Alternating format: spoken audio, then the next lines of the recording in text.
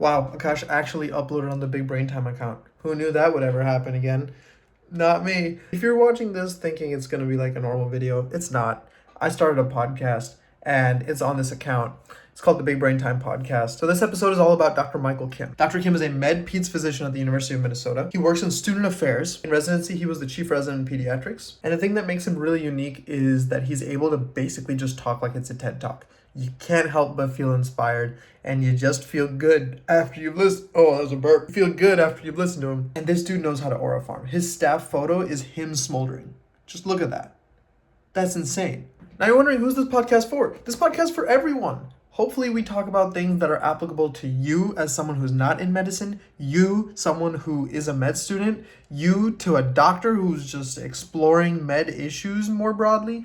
You know, this podcast is for everyone. Maybe you just love medicine, you want to learn more, or whatever you're into. Yo, we're not shaming here. You do your thing, all right? But here's the gist. We're going to go over what med-peds is, because a lot of you probably don't know that. We're going to go over student affairs. What does he do? How do student affairs prep students to go into residency? What does professionalism mean? How do you deal with toxic residencies? We're going to talk about systemic stuff. Getting people to trust doctors is hard. If you don't trust doctors and you want to learn how you can potentially learn to trust again, wow, that was deep. Watch this video. He's got fears and joys about the way medicine is going in this country. You want to find out about him from an actual doctor and see how an actual doctor thinks? Watch this podcast. This is not an episode to miss. Watch it all the way through. You're gonna love it. Something new I'm trying here, and we'll see if it works. Enjoy. Ooh, I'm sorry, baby, I don't mean to be rude. Yeah, I'm just a little different from all these dudes. Okay, they riding waves, me, I'm up on a cruise. Yeah, you feel like me, then you got nothing to prove. I see him trying to do what I do. Yeah, even McJagger couldn't move like a So my level's good. Everything's awesome. So, Dr. Michael Kim. Yes. Thank you so much for joining me on the Big Brain Time podcast. Thank you for inviting me. Of This course. is exciting. Yeah. Of course, yeah. We did a little bit of an intro for you while you weren't here. Okay. And I want to just go over it, make sure we got all the facts right. So, Got it. You are a med-peds physician at the University of Minnesota. Yes. You are a assistant dean of student affairs at the medical school. Yes. In residence 11 years now. For 11 years Yeah, now. yeah. Wow, congratulations, Thank first you. of all. That's Yeah. pretty epic. In residency, you were the chief resident of pediatrics? Yep. In my final year. In your final year? Yep. Which hospital was that at? So at that time in pediatrics, we rotated through the 4 main hospitals in the Twin Cities, which is Minneapolis Children's, St. Paul Children's, the University Masonic, and then Hennepin County. Okay, gotcha. Yeah. So 3 months at each. Gotcha. So Minnesota's been your bread and butter for a long time. Oh, yeah. Awesome. I mean, I came here for undergrad in 1985. Yeah, okay. I went to junior high here, and then I went to Canada for a while. Okay.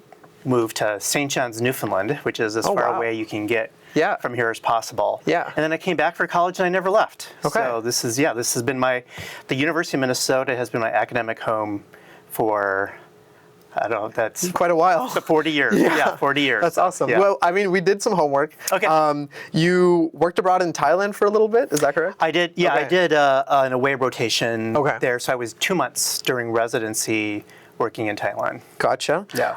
And I think one of the reasons we really wanted you for the podcast is because even in like some of the introductory lectures that we were introduced to as medical students, you were one of the most passionate speakers, I think, but then also like every time you spoke, it felt like an awesome TED Talk. It just felt really epic. And it was like, wow, this guy can actually get us to like care about issues and care about like systemic problems in our healthcare system.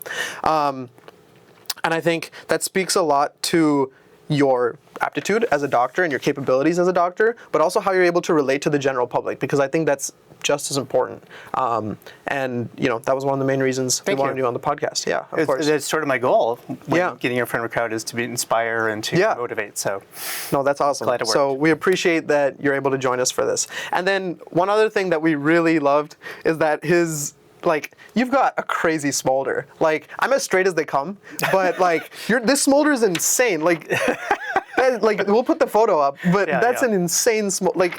And you chose that to be your staff picture. That's amazing. Yeah, I mean, they said someone's going to come by your office and take pictures. Awesome. And it just happened to be a great hair day. Yeah. Yeah. I mean, it looks like you're kind of smoldering like The Rock. We got an Asian version of The Rock right there we here. go. Okay, Yeah, I'll take that. And he's a doctor. Yeah, that's awesome. All right, so we've got a game to kind of start us out. Yeah. The game is called Lightning Round. Okay. So we're going to ask you some sincere, some absurd questions. They can be phrases. They can your answers can be phrases, or they can be like one word. Okay. So the whole point is we're going to go fast and we're going to keep it short. Yeah. Exactly. All right. We ready? I'm ready. Cool. So, favorite color? Blue. Favorite food? Pizza. Favorite smell? Ooh, French patisserie. Oh, okay. Yeah. That's not like okay. Sweet. No. I see. Bready. Yeah. Okay. Yeah. Okay. Least favorite smell? Don't say French patisserie again. Yeah, no. Definitely when someone is changing their colon bag. Oh, yeah. That's okay, the worst. that sounds like it sucks. Yeah. Favorite medical tool? Ooh, my brain. Nice. That's a good answer. I like that. Favorite specialty? Oh, it has to be med-peds. Yeah, without a doubt. Duh. Yeah. Least favorite specialty? Ooh. And you have to give an answer. We're not doing any of the bullshit like, like, oh, I love them all. No, none of that. None of that. Yeah. Boy, jeez. I mean, I loved everything in med school. Okay. I did all the rotations. Least favorite, I would probably have to say, I mean, just to say something, I would say anesthesiology. Okay. Because you hear that? I'm really, I really like to talk to people in anesthesiologists. Yeah. I did an anesthesiologist, so you kind of talk with them a little bit ahead of time, and then, but then most of the time, you're just there, and I'm a people person. I like to talk with people. So yeah. So not that there's anything bad to the anesthesiology. Right. Yeah. Of course. Yeah. Of course. Yeah. Specialty you wish would disappear if the world didn't need it. Disappear if the world didn't need it. Wow, that's a good one. This is the make enemies question. Yeah. Yeah. This is the question where we get you to make some enemies in the hospital. Okay. Yeah.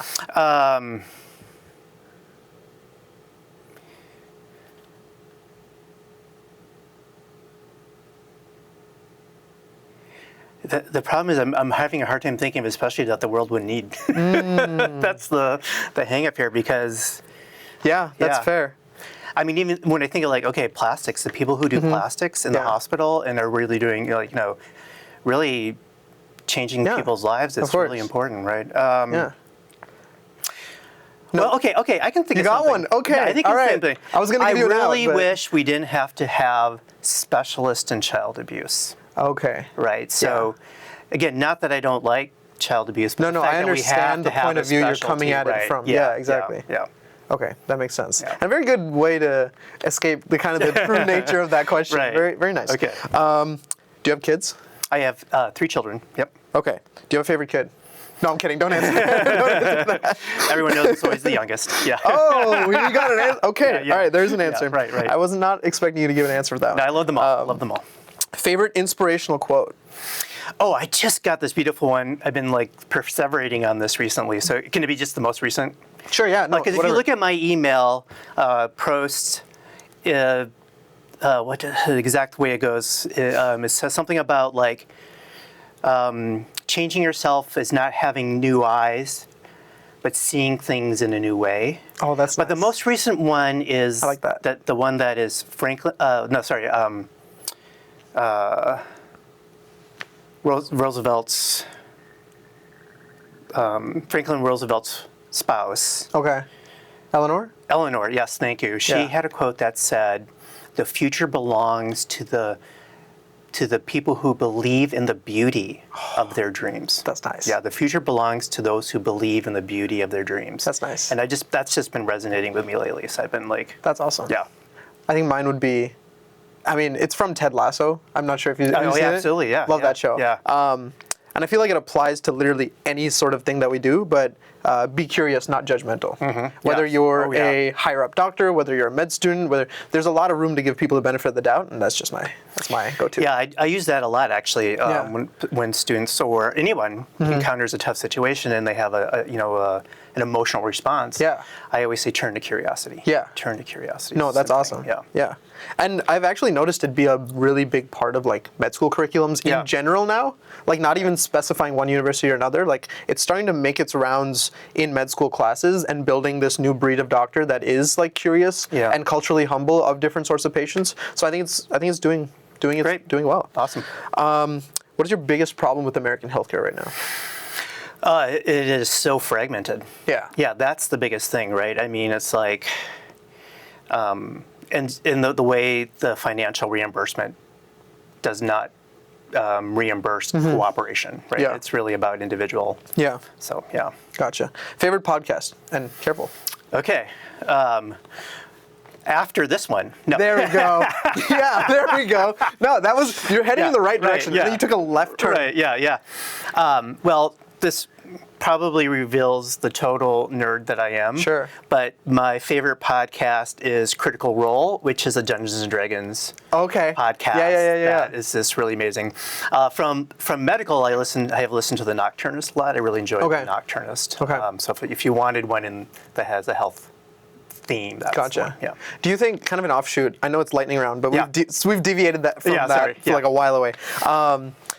Do you think playing Dungeons and Dragons kind of has helped you learn about narrative medicine a little bit more? Kind of thinking about a patient as a whole, their story, their background, because it is a role-playing game, right? Like there's a lot of factors. You are a character. You have to consider your background, your history, but then also the other characters. Right. What's your take? Yeah, on that? I think so, and I think particularly when you're being the dungeon master or the game master, what you're doing is looking at all the different players and trying to integrate them with the story. And I think that really is a wonderful way of sort of thinking, okay, how do I think of things more broadly? How do I think about like the healthcare team in general?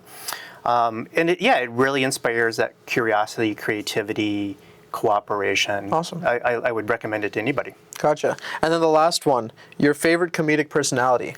Also be careful. Favorite comedic. No, I'm kidding. Outside the medical school, I would say Jim Gaffigan. Jim Gaffigan. No, I love him. Super funny. And he has that sort of, that self-deprecating, but but relatively clean. It is. Right. His stuff, I mean, I remember him doing bits on like McDonald's, he'll take literally any topic and just turn it into something. He has a great one on awesome bowling. On bowling? Yeah, I think I've seen that one. Yeah. No, he's definitely one of the legends. You gotta like a sport that you can eat and drink while you're playing it. Yeah. No, sure. I think I've seen that set. Didn't he get like nominated for some award because of it? I don't know. I don't know, but it definitely is one of my favorites. Like a Peabody or something. And then did he ever like host Oscars or Emmys or anything like that? I can't remember. I feel like he did. He hosted something. I mean, he's funny enough to have been offered the job, I feel. Okay. Yeah. Gotcha. All right, let's get into the meat and potatoes. Okay. Take it. Yeah, no, of course. As you need. Thanks. Med-peds. We're going to touch on med-peds for a little bit. I'm not going to spend too long in it. Love to talk about med-peds. Yeah, we'll take this direction, the direction you want to go, Yeah. But if there's a lot of people that don't know what med-peds is. Yeah. Can you tell us about it a little bit? Yeah, it's great. So I can sort of basically med-peds is an integration of two separate specialties, pediatrics and internal medicine. And internal medicine, for those who are not in the healthcare system, internal medicine is basically adult general medicine. Yeah. And it integrates those two residencies. So the training programs for peds and internal medicine are 3 years each. What med-peds does, it takes 2 years of peds, 2 years of internal medicine, and weaves them together. Okay. Typically 3 months. You do 3 months at a time, rotating back and forth. And so you're really doing the breadth of medicine from early childhood, essentially neonate, to geriatric patients. So it's a broader specialty. Yeah. And when I think about med-peds, well, first of all, about 60% of people who graduate med-peds go into primary care. Okay. And then the rest are either specialized or go into hospital medicine. That's me at hospital medicine. Sometimes I get asked about why are they seem so different. Yeah. These kiddos and then these oftentimes elderly patients. But really, when I think about it, the approach in each of those cases is very similar. I have a patient that comes to me or comes to a clinic or a hospital with a problem, and I'm working with them. And so I'm like, okay, I need to figure out what's going on, so I have to ask questions do a physical exam, maybe some tests. Yeah. And then I develop a differential. And then a diagnostic and a treatment plan, and I have to monitor that. Right. So that general approach is very similar, which is dissimilar from like surgery, which is a different process, or neurology. They might have very different. Yeah. Still some overlap with that sort of similar process, but the way peds and medicine approaches that process are very similar. It's very similar. Yeah. So okay. Gotcha. How, so you see basically like all sorts of patients, and I think the one thing that's been in my mind is like, we know you do student affairs really well. How does that kind of background lend itself to student affairs and to the type of things you deal with when working with students particularly? Yeah. There's a lot of similarities. Okay. For example, if a student is encountering a challenge, Right. I'm going to gather some information. Right. I might, I won't do a physical exam probably. Yeah, that probably makes sense. Right. But, there are sometimes additional information I need to get, Yeah. sometimes testing, you know. And then I'm going to come up with, okay, what are we thinking is going on here? And let's develop a plan to get over that challenge, or, to mitigate that challenge or something, right, to allow the student to be successful. Okay. And so it is a similar approach where I'm using this sort of general approach that I might use for a patient. Okay. With a student who's coming to me with a challenge. Okay. Yeah, I don't think I've ever really thought of it like that. Yeah. That actually makes it a lot clearer, and it's really cool that you're able to find like the similarities between these two things and put them together. When students come to you with challenges about like residency programs, for example, I remember talking to a lot of like M4s in preparation to applying for med school, and they come to me saying like, I don't think my med school did a good enough job preparing me for residency. They all talk about like, we build a culture for good mental health here. We do that really well. But then you get into residency and you see like toxic problems, you see systemic problems, you see all sorts of things. And I don't think med school did a good enough job like preparing me for these sorts of things.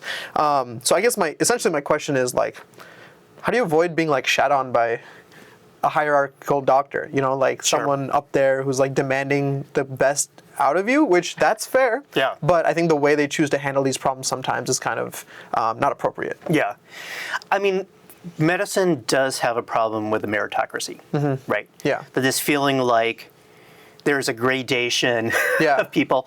And our society probably doesn't, our society feeds into this with like health grades, right? And everyone like, oh, I want the best doctor I can get. And, in my experience, what's most important in a relationship with a physician is trust.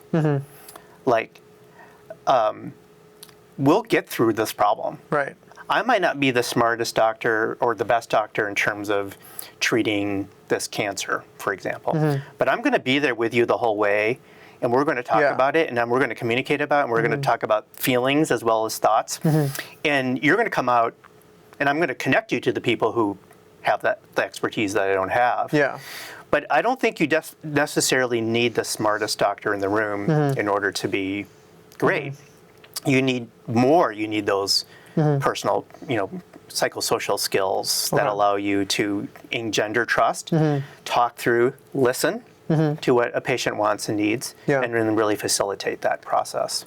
So you, like, what would you say in this, like, because we hear those stories where like someone goes into primary care, they have like a node or something, they think it's cancerous, but the doctor doesn't think so, and then, the doctor tells them to wait a little bit, you wait a little bit, turns out it becomes malignant. Sure. These are anecdotal, obviously, and then they end up getting frustrated at the doctor that if I had just been referred like all those days ago, it wouldn't have turned out like this.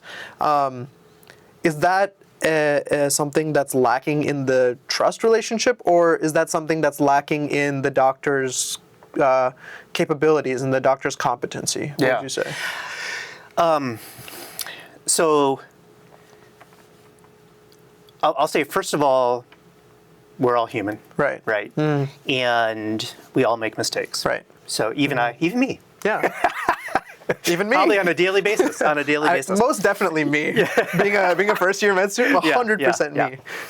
So there's different levels of mistake. There's a mistake that might happen because I made an error. Sure. Right. And maybe that's because of knowledge deficit or something. Right.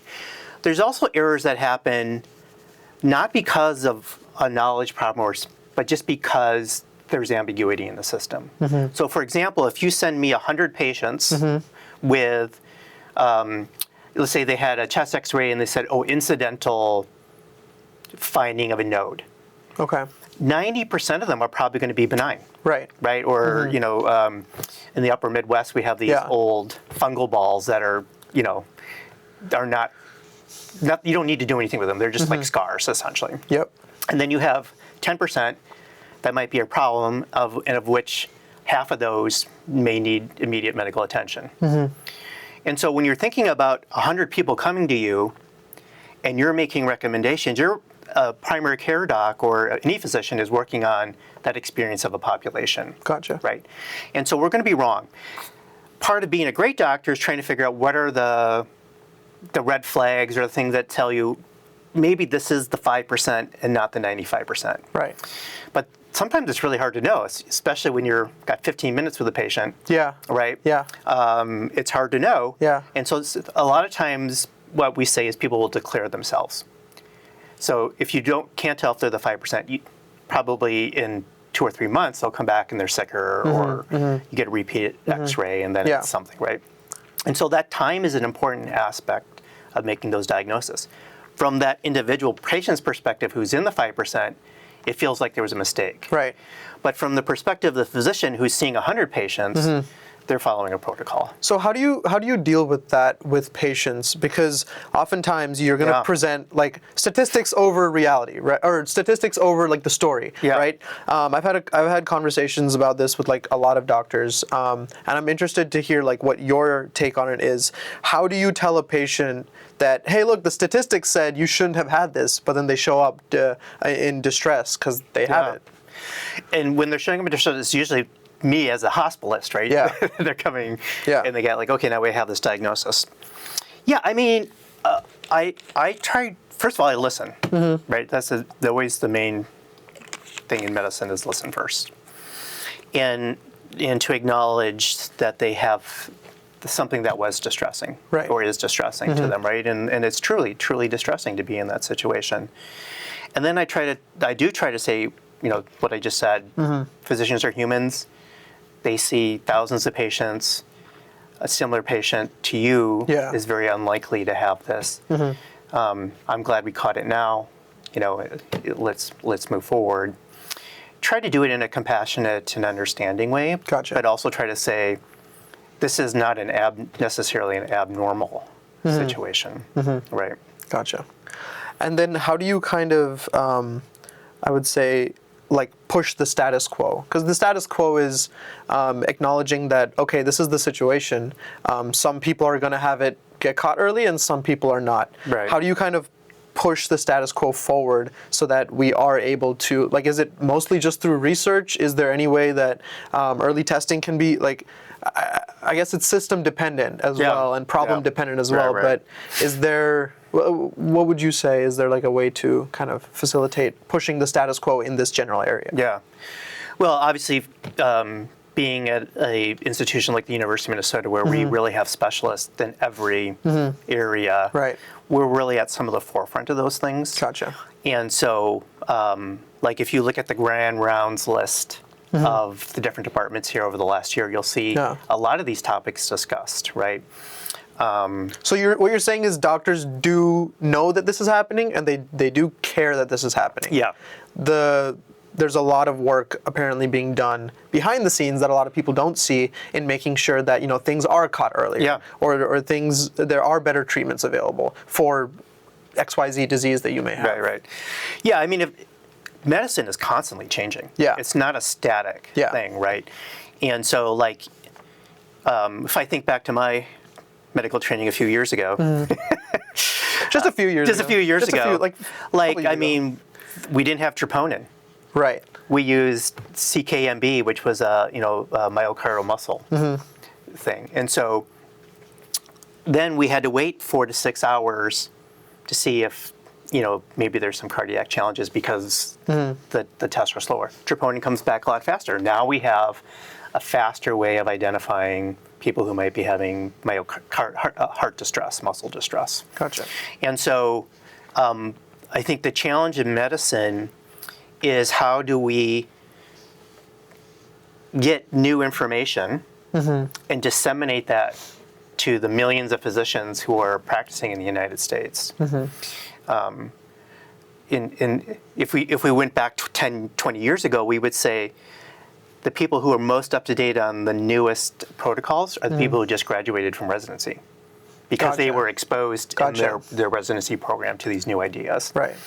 I think one of the potential exciting benefits, and I think we're realizing this now, but it's slow to develop, is that one of the benefits of, and there's some not so great things about the electronic health record system, but one of them is that you can create clinical reminders. It's called clinical decision support is the technical term for this, so that you can educate people as they're practicing. And so that's where I think the key is, and this is the benefit of AI, right? Generative AI is that it will be able to be that. It's still going to be up to us to sit down with a patient and discuss it with them and see what their values are and how they want to proceed with that. But I think generative AI has the great potential of shortening these sometimes diagnostic delays. Gotcha. Awesome. That was I think very cool, very interesting, and definitely helped me learn a little bit more about kind of what goes on behind the scenes and what kind of the future of medicine feels like and maybe potentially will be. The future belongs to those who believe in the beauty of their dreams. Good callback. Good callback. Good callback. Very good callback. Thank you, Eleanor Roosevelt. Yeah, right. I want to take it a step back because we definitely got distracted not distracted. It was a useful conversation, of course. But we went down the systemic healthcare route. I want to bring it back to student affairs a little bit more. Yeah.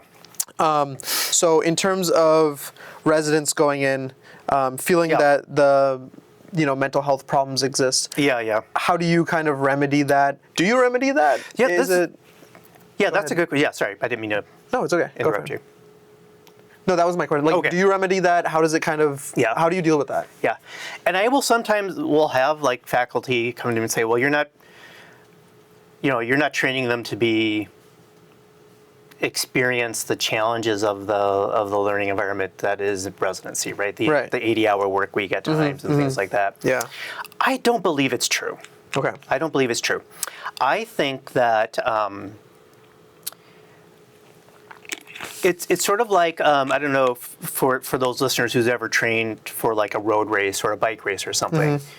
You don't start out on a 10-mile run. Yeah. Right. You start out on a 3-mile run. Yeah. And then over the course of weeks. Yeah. And I think that's what medical school is the ability to ramp up. And so we think about that a lot in terms of that. And like, I think anything that promotes health is a positive thing. Okay. And yes, it'll be a different environment when you go into, but it's different for a lot of reasons, not just quote unquote stress. Yeah. For example, medical students have a lot of exams. Yep. Residents don't have a lot of exams.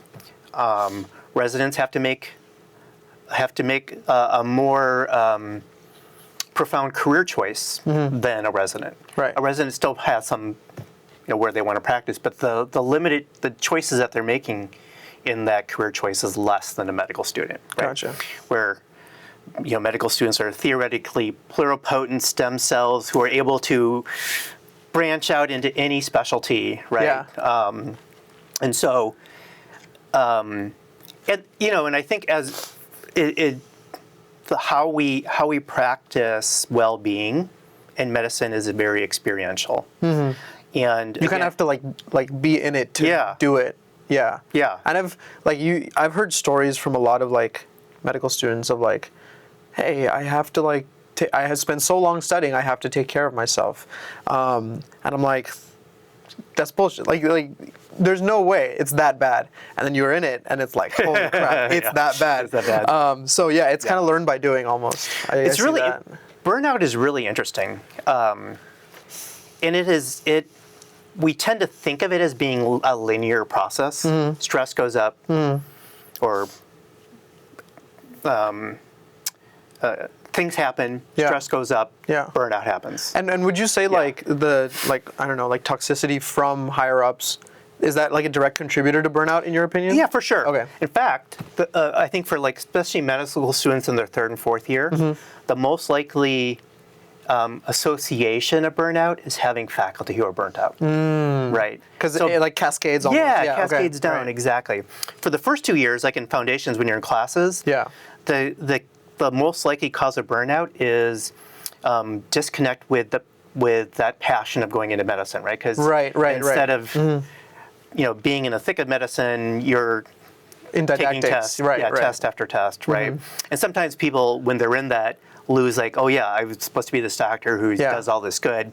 No, I just have to pass this test, right? And so in the early years, it's that around the step 1, it's the sense of isolation. The first board exam. Very isolating, Right. And then in 3rd and 4th years, it's about the learning environment and what you're being exposed to in the learning environment. Okay. It is interesting that like people can work tremendous hours and not get burned out.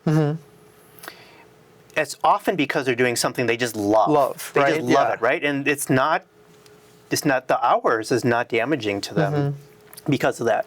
Right. What I really want would when I think about how to approach that in student affairs is to say, it's not about the hours or the experiences you have. It's about how you rest and recuperate after you have an experience. Right. And so when I think about like what I want people to think about is what rejuvenates you, what helps you get rest and be able to engage in those activities. Okay. And then you go back into that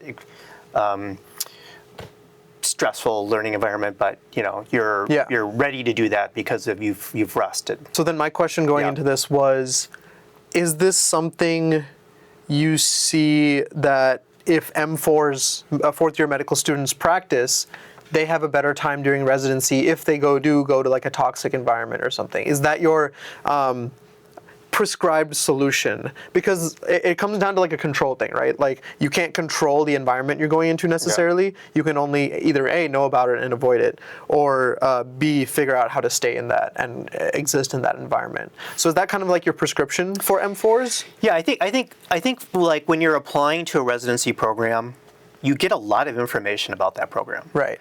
And it should be that program aligns with those passions. Right. Yes, you're going to work a lot of hours. But if you're going to be working in an environment, whether that's, is that a university setting, is that a community setting, are you in an urban environment or a rural environment?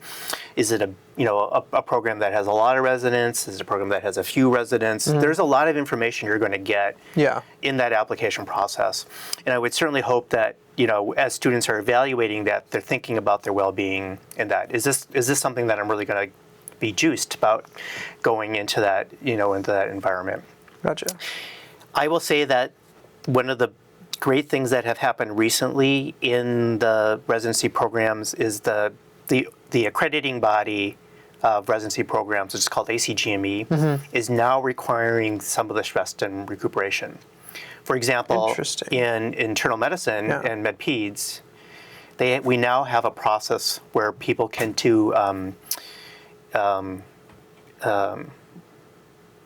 they can just take time off and say, I need some time to rest and recover, and they have a pool of people who will fill in. Sorry, is that the University of Minnesota? Yeah, University of Minnesota. Okay. Yeah, gotcha. And I think this is becoming a more universal thing. This it's called something time off, PTO. PTO. Yeah, PTO. So programs are building in PTO time for residents, so that you can say, hey, I am in a place where I need some rest and recovery. I'm going to take a day. No problem. We got a group of residents who can fill in. Well, it sounds like the University of Minnesota is doing a good job at that.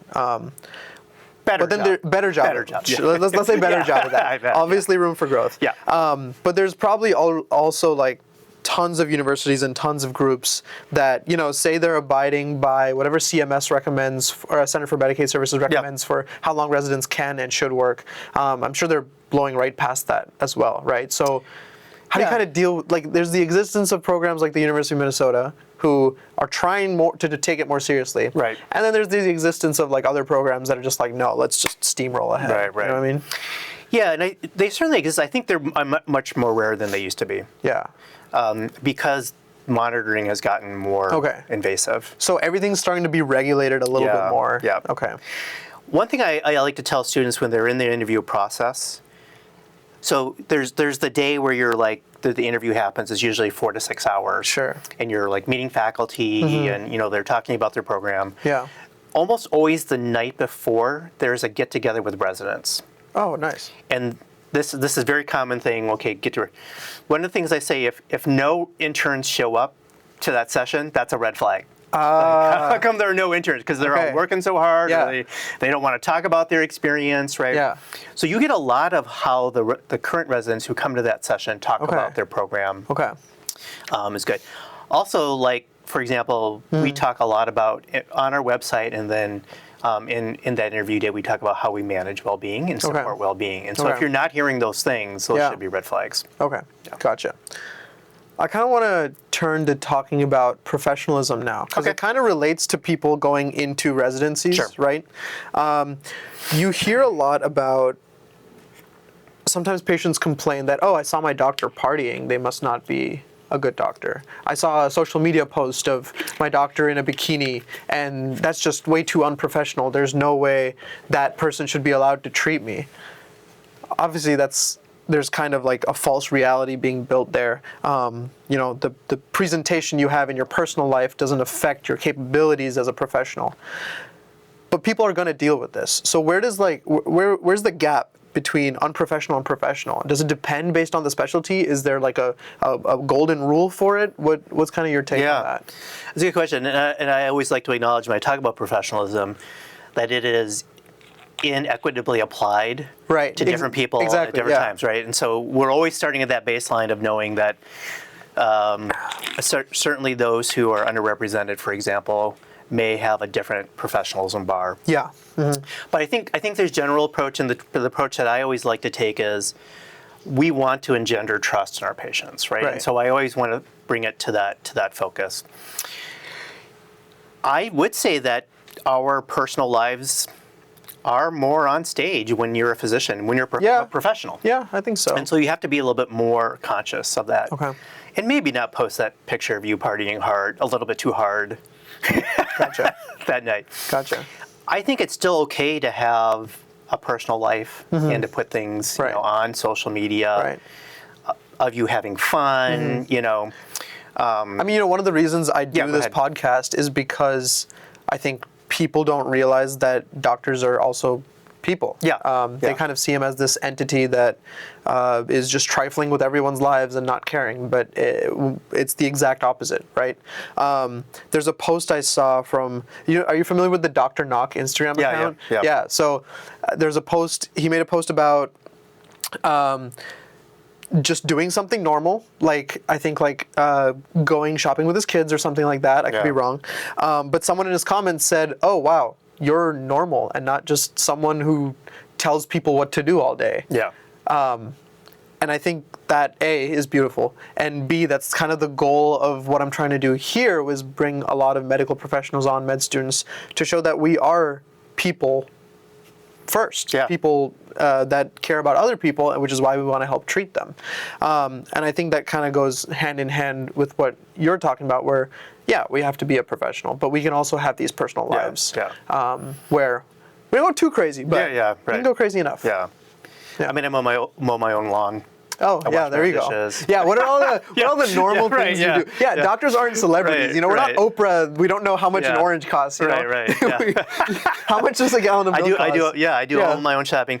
Well, I will tell you, because our family buys 3 different kinds of milks. Oh, really? Everyone has their own, Wait, really? Yeah. What are the 3? Yeah, so my children, I have an 11-year-old who's had severe ADHD. Okay. And so he's always been on the low side in terms of nutrition because the medications. So for him, he gets a high protein whole milk. Nice. $5.99. Okay. Fairlife. And you know the price. Yeah, I know the price. You know the price. Yeah, okay, not nice. on sale. Yeah. Well, you're not Bill Gates. Yeah, right. You know the price. Right. And then I don't want the whole milk. Yeah. But I'm also lactose intolerant. Okay. So I get the 2% Fairlife. Yeah. Which is the same price. Okay. And then my spouse really likes oat milk. Okay. So she gets oat milk, and you guys have a diversity in milk. we have a diversity of milk, and so IDBE, part of my but life milk. is Got it. milk management. Okay. So making sure everyone is satisfied. Nice. Yeah. That's awesome. All right. So I think we have about like 20 or so minutes left, and Okay. I want to spend a little more time on this Solve all topic. the rest of the world's problems in 20 Yeah, minutes. yeah. Got it. I mean, are you capable of doing that? Yeah, Because we could for totally sure. bust through 20 Yeah, minutes. let's do it. and- Let's do All it. right, sweet. No, I wanted to give this time a lot more focus. So Okay. hopefully we can spend the next 20 minutes talking about Okay. this. Depression is hard for a lot of people in the U.S., especially amongst educators. You know, burnout probably relates to that. But then B, also students. You know, students go through it a lot. Yeah. I'm very grateful that you are someone who's open about sharing your past with this. And I think there's a lot of people that may not know your past. So you're usually open with in our lectures and stuff talking about this. So if you kind of want to take it away, and then I do have follow-up Yeah, questions. thank you. So I would say that depression runs in my family, Okay. for sure. So I've had a lot of experience with it. Yeah. And then when I entered medical school, I certainly experienced profound depression, which affected my ability to concentrate, to engage in coursework. Right. Feeling like, a lot of imposter syndrome, like, was I meant to be here? Yeah. Yeah, those. And look at you now. Yeah, right. You're a freaking doctor. Like, Hopefully a successful one. I think a successful one. I would say so. Yeah, thank you. So because of, I had family experiences, Yeah. I went to Boynton. I Right. was here. Yep. Boynton is the medical clinic here. Yep. And saw a counselor. At some point, that counselor recommended seeing a psychiatrist who put me Right. on medication. Right. And I thought those were extremely helpful for me. And I don't know, it's hard to gauge when you're experiencing it because it's hard to be objective. Right. But I think it was very critical to my Okay. success. It may have not felt like it in the moment, but Yeah. after the long-term retrospective Yeah, view, you right, think it looking helped. back, yeah. Okay. And one of the things when I started this job 11 years ago, reflecting on that experience, I would never have told anyone in the medical school that I had depression. Right. I guess, in part it would be like it's none of their business. Yeah. Would be a thought, I think at a time. Which is fair, I think. Yeah. Like, HIPAA laws obviously Right. apply. You share what you want to share. But yeah, And the resources were different then. Yeah. Right. of course. For example, medical students now are assigned a faculty advisor on day one who works with them. Most students work with the same faculty advisor all 4 years, and that faculty advisor helps in their career and professional development. Right. Back when I was in medical school a few years ago, remember, when we were about to schedule our clinical rotations, they gave us a list of 1,000 faculty members, and they said, pick someone here who will help you with your schedule. Okay. So it's a different perspective. You right? could pick someone? Yeah. Just- okay. Yeah. So I went in, and I knew I was interested in infectious disease. Sure, yeah. There's this guy at the VA, Jim Johnson. Sure. I think he's retired now. But he worked on. He was a microbiologist. He worked on he was a bacteriologist. Sure. I said, okay, that's probably close. Yeah. And I called him up. Because this was before email. You just pick up the phone and call your doctor? Yeah, I just picked him up, called him, and he goes. And they just gave the numbers like that? Yeah, they just gave the phone numbers. That's crazy. Okay. And he says, "Yeah, you're the first student to ever ask me to be their advisor. But okay. yeah, we'll do it. We'll do it." Yeah. And it was fine. Yeah. It was fine. But it's different, right? Right. Now I want students to tell us, and I want so much that we really work on developing relationships. Yeah. A lot of the reasons why I spend a lot of time in orientation and doing is building relationships so that when students are facing challenges, they feel comfortable coming to me, Right. knowing that I will be private, confidential about their experience, also provide them Yeah. sympathetic, Yeah. and also provide them good resources to move forward. Gotcha. And so when I came in, I really was like, okay, how do we change the way we support The strategy students, in which right? you do that, okay. And so we now have academic advisors. We now have faculty advisors. We now have clinical psychologists Yeah. who only work with medical students, right? And so we've built these resources up that didn't exist. None of these existed 10 years ago. Well, faculty advisors did exist, but they were early. That was early. They had just been in for a few years when I came in. And so it was really my privilege, actually, to really work with professionals in the field and working with students about what they really need and building these resources for them. Gotcha. And so I want students to tell me about their depression because I think first of all, we need people who have depression becoming doctors because they are better able to help patients who are having mental health challenges. Well, it's a great lead into my next question. Do you think that your experiences with depression and kind of the path it took you through in medical school makes you a better doctor? 100%. Yeah. Yeah, 100%. Yeah, I think, first of all, I'm more attuned to those, to that. Yeah. I'm more ready to ask about that with, a patient. Like, you seem depressed to me. Like, I might actually say that. Or is this something you're struggling with? Is this something that would be helpful to address? And I think I'm more likely to engender trust in someone to think about treatment. I will sometimes even tell them that I've experienced depression and let them know that as a patient. So. No, I think that's very noble and very good. It helps to go to, like in storytelling, we talk about like character building, right? You set your character off as like doing something good so people like them quite immediately, and ideally you want that for the protagonist. And I see a very similar version of that in kind of the stories you're telling, where you kind of relate with the patient in some sort of way, and that gets them to open up to you in a way. How have your patients, well, two questions, two-parter. How have your patients responded to this approach that you have? And how have your colleagues responded to this approach that you have with your patients? With the patient, maybe I'll do an anecdote. This happened just like, it was about a year ago.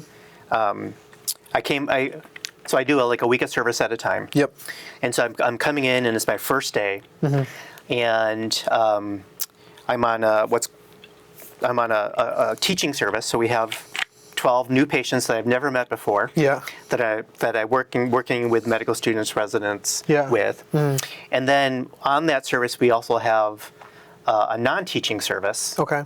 And we have APPs, nurse practitioners, and physician assistants who are co-managing those patients with us. Sure, yeah. And one of those patients was like, this is a challenging patient. Okay, all right, okay. So I go in there, and the patient says, the thing that's bothering me the most is this bed I'm sitting in is so uncomfortable. Can you help me get a new bed? I'm like, let's look into that. I'll look into that. And I went to the nursing and I talked about getting a new bed, and they say, maybe we have some options. We'll work it. It was at the end of the day. I go back into the room as I'm like already. It's been a crazy day because of 16 new patients that I've never met before. I'm learning about, and I tell them, well, I think I might have some good news. The nurses are looking into this. I come back the next day, and he's pissed, really mad at me. Wait, what? He's really mad at me the next day because he's like, I didn't get a bed. I'm in the same old bed. You promised me a bed. And he said, get the hell out of here. I don't want, That's not great. Yeah, so he was really angry. And I was like, okay, I see you're really angry. I'm going to come back in an hour, and we'll talk about this. Okay. So I go back, and I come back in an hour, and he's still really angry. And he goes like, I don't want you to be my doctor. And I'm like, I'm going to stay here. I'm going to sit here. I'm going to sit here and prove to you that I care, and that we're going to be able to work together. And over the next hour, he continued to be really angry with me for a long time. By the end of that hour, we were sharing pictures of our kids and talking about what we were doing. And, I think most physicians would have given up and said, lost cause. Yeah. But I felt like a responsibility to develop, to at least try to develop that relationship. And when I discharged him 5 days later, he was like, can you be my doctor going forward? And I'm like, well, I only work in the hospital, so I can't. But this is what it was, and it was my persistence in knowing that this person had mental health challenges that were interfering with his ability to create relationships, and I was going to try to break through those. Awesome. So it's just an example, and I think I take a similar approach with students who are having challenges, who might be angry with me, that I care about you no matter what. Even if you're mad at me, I still care about you. Kind of like a parent, almost. Yeah, in some ways. In some ways, not like obviously a parent, but in that like you'll love your kid no matter what. Right. That sort of thing. Yeah, and I would say love is the basis of that. Yeah. Nice. Yeah. So one could say you're built different than a lot of doctors out there. Yeah, and that built is maybe some genetics, and it's probably mostly experience. Maybe, probably nature versus nurture. We can have that debate. That's right. That's right. It's both, right? Yeah. It's definitely both. Yeah. How have your kind of the second part now? How have your colleagues responded? Have they said things like? Because one of the questions I also had was like, how do you know when too much or when much is too much? You know what I mean? Like, how do you know when to stop? Maybe. Do you stop? Like when's that line that you're talking about like practicing in this example with the patient? Like at what point would you be like, okay, I can't help this patient anymore? Yeah. And what do your colleagues kind of have to say about the system that you choose to use to approach patient care? Yeah. I think especially those people who've seen me, I think they really appreciate that I do go to that extra level. In fact, I had it was a little shocking to me to hear this, but a junior faculty member who I had been working with, sort of side by side. They were on a different team, but he sort of observed me a lot in my interactions. And at the end of the week, he said, "It's really nice to see a more senior physician who still really cares about patients." Oh, that's nice. It was a little bit shocking to me because in my mind, I'm just assuming everyone's similar to me. Yeah. But again, also feeling grateful that that person was able to see that and be able to say that to me. I feel like they were safe to say that. And certainly the APP, the physician assistant I was working with on that patient really said, "Well, she was just like, that was amazing. I never thought you would get to that place." And I think for her, it really was helpful for her to see, yes, you can happen. You can go from -10 to 10. That's awesome. Yeah. That's amazing. Well, thank you for sharing with us about this subject. Thank you for letting me share. Of course. I know not a lot of doctors, let alone doctors, people feel comfortable talking about kind of their mental health, and especially in a career as stigmatized as medicine. Yeah. So we really appreciate it, and we're hoping this can help a lot of people who are also suffering with depression, with any mental health crises, as they go through professional schooling. So if you're watching this, Dr. Kim's here for you. I'm here for you. He's here for you. There's a lot of resources, and everyone graduates. Yeah, everyone does graduate. Everyone does graduate. All right, we're going to spend some time talking, kind of like the lightning round before, but a little bit longer on the questions. Sure. And they're just like wrap-up questions, basically. So what's kind of your biggest fear about the way medicine is going in this country? If you had to sum it up in a couple sentences. The biggest fear that I have is that medicine is becoming too transactional. That it's about service, and it's no longer about this professional responsibility, and that's both ways. That's both from the patient seeing it as more transactional, and then physicians saying, "Okay, well, I'm just going to work my 8-hour shift and be done." Right? I think again, the beauty of medicine is developing those relationships and having that passion. And if it just gets to be like too service oriented, I think that's a challenge. That's going to be a downfall. For sure. Yeah.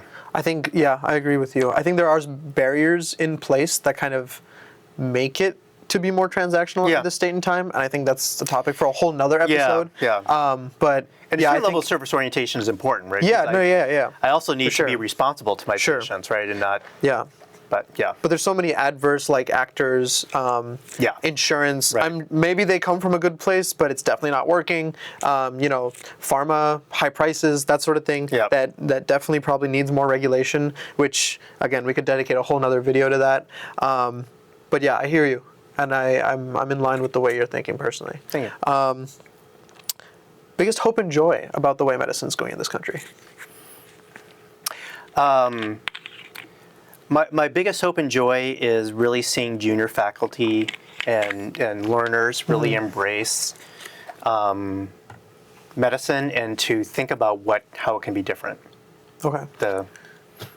they believe in the beauty of their dreams. Yeah. Again, Call back. I see that a lot, and it's wonderful to see.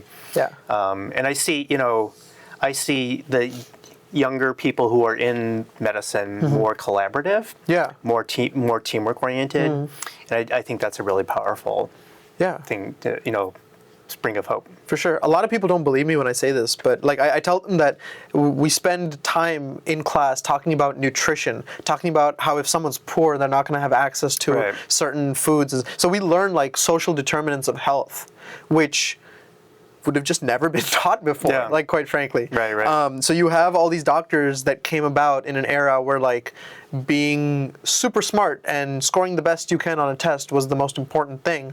And personally, I'm seeing, and please let me know if you see the same thing, I'm seeing a transition where you have a bunch of people who were doctors who may not necessarily know how to have good interpersonal relationships, but they're very smart, versus now we're getting a bunch of doctors who know how to have interpersonal relationships, who know how to engender trust, who know how to have proper, thoughtful conversation, but now they're also smart. Yeah, Are you seeing that as well? I think I think there's definitely greater amount of that. Certainly we can point to older physicians who still develop those psychosocial skills. Yeah, for sure. And again, it's that nature versus nurture. I think we're doing a better job holistically bringing in people with those skills because we're looking for them now. Right. And we're trying to create a system that's less toxic. Like I think you used the word toxic. More supportive, more developmental approach. And with more of a focus on well-being. Right. And I think those two combined have really been helpful, For sure. And I think I'm definitely seeing a change. Yeah, good. Obviously not to say all the older doctors are like that and all the younger doctors are going to be perfect. But if we're looking at it from broad scopes, definitely some sort of an arc happening. Yeah, I agree. And then the last question we want to wrap up with is, what is one thing you want someone watching this right now to take away? You're a physician working in the U.S. Yeah. What is one thing you want someone watching this right now to take away, if they remember one thing at all? Yeah. I think that the one thing that I guess I think we've said a lot of things maybe that would have already answered this in our thing, but that's okay. A repeat is good. For me, I think the main thing I'll reiterate that trust is the most important part of being a physician is building on trust, and then sort of the corollary to that is empathy is our greatest power, and that we really for people to know that we are really leaning into that empathy. For learners to know you have to develop that empathy and really lean into that empathy, and for colleagues and patients to know that that's something that we really do value. Awesome. And that's something we want. Yeah, I think that's more important than how intelligent we are. Awesome. Well, thank you so much. Yeah, thank you. So this has been Dr. Michael Kim. He's been just like from his straight up his photo to now, he's been aura farming this whole time. He's been doing great. We really appreciate you being on this podcast, and maybe another episode in the future talking about happy to, because we definitely missed a lot of questions. So going forward, maybe we can get another episode in. Sounds good. Awesome. Yeah. Thank you so much. Thanks, appreciate it. Yeah. Thank you so much for watching. Like, subscribe, do all the stuff, and have a good night. Oh, come on. Yeah. Ooh, I'm sorry, baby. I don't mean to be rude. Yeah. I'm just a little different from all these dudes. Okay. They riding waves, me, I'm up on a cruise. Yeah. You feel like me, then you got nothing to prove. I see him trying to do what I do. Yeah. Even my dagger couldn't move like a move.